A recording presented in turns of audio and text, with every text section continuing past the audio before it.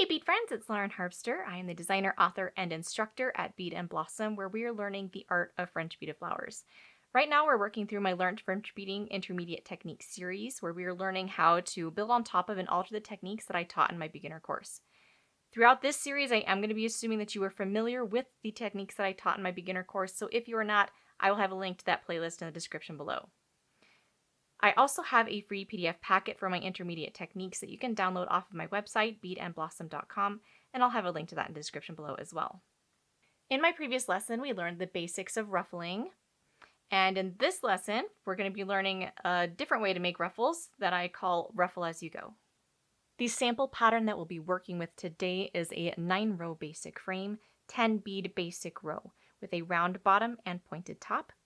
We will reduce to 2 bottom wires, and then we are going to add 7 bead ruffles spaced 4 beads apart in rows 8 and 9. Now, I'm going to go ahead and tell you that some of you guys are going to hate Ruffle-as-you-go. Some of you guys might like it. This is something that I like to do. I don't use ruffles very often, but I do like Ruffle-as-you-go because you don't have to leave off beads in your rows, so you have enough room for the little ruffle wires. You're not weaving beads between rows, and you don't have to break any beads because you're making your ruffles as you make those last 2 rows of beads. So you do have 2 working wires at the same time, which can be a little bit frustrating for people.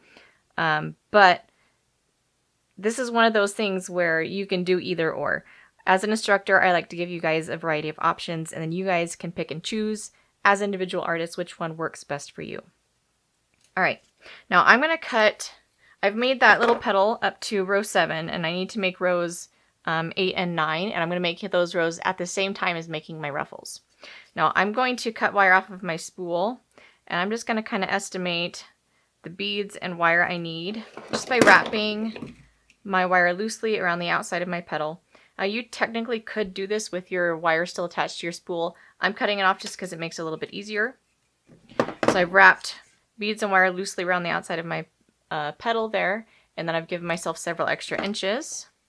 Cut it off my spool, and then make a little loop in the end so my beads don't come off. And then I'm going to do the same thing with my ruffle wire. Now I'm going to go ahead and attach it right below this petal just by wrapping it a couple times. And then I've already got beads strung onto my 28 gauge wire that I'm going to use for my ruffle. And then I'm going to cut, I probably have way too many though, but I didn't make a note of exactly how many I needed, so I'm just going to guess here and hope I'm pretty close. Alright, so I'm going to cut about 1.5 feet of the 28 gauge wire off of my spool with beads still attached to it. And then again, I'm going to make a little loop in the end so that my beads don't fall off while I'm working. Alright, so now I've already attached my ruffling wire. I'm going to bring it up below those first beads. And then I'm going to count out the 7 beads I need for my ruffle and the 4 beads that I need for the spacers between. Now you are going to need to push down on the beads in your row because they do tend to try and separate and expand and come apart, and then you'll end up with a lot of extra gaps in your row. So you do want to push down on those beads, keep tension. But I am going to count out just 4 beads and then 7.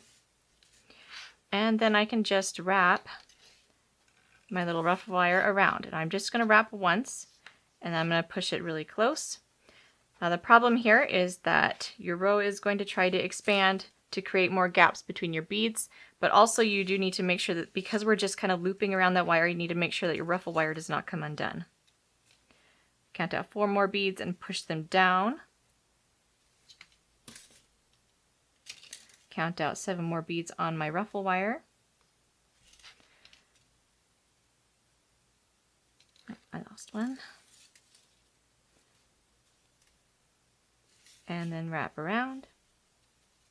Again, I'm going to kind of push and mold that little ruffle so it doesn't expand too far. And I'm just going to continue going. Now every 2 or 3 ruffles, again, I'm going to double wrap. Just for a little extra security, and that makes it less likely that your little ruffle wire is going to come undone while you're going. So I'm going to double wrap on this one all the way around. Now this is building that extra spacing for your ruffle wires in there, so you don't need to break beads, and you also don't need to preemptively guess how many beads you would need to leave off in order to leave room for your ruffles. So that's the benefit of this technique, though it can be a little bit tricky to manage both wires at once.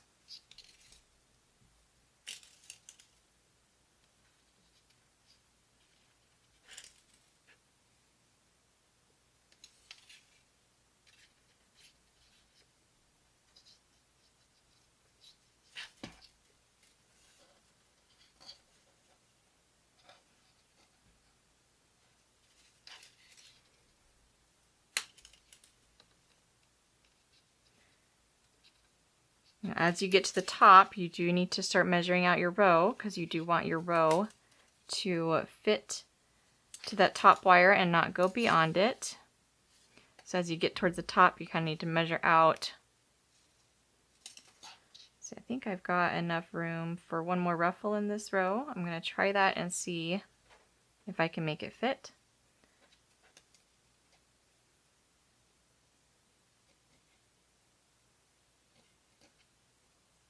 Alright, so I'm keeping tension on that row. I'm pushing it down really hard to make sure that I am eliminating all of these little gaps between my beads. And I'm going to kind of bring it up beside and measure it. I'm pretty sure I've got enough room for one more ruffle in this row.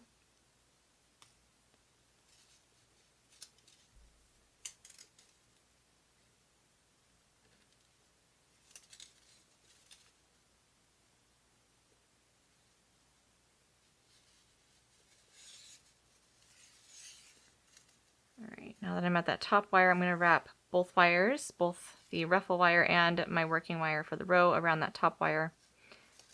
And then I can just continue on the other side. I've got some expanding going on, so I'm going to take a minute to remold everything. Alright, and then you just continue down the other side to make the rest of your ruffles. Alrighty guys, that's it for my lesson on ruffles. Next time we're going to start learning about a technique called bent basic frame, which allows for making three-dimensional shapes like these with a modification of the basic frame technique.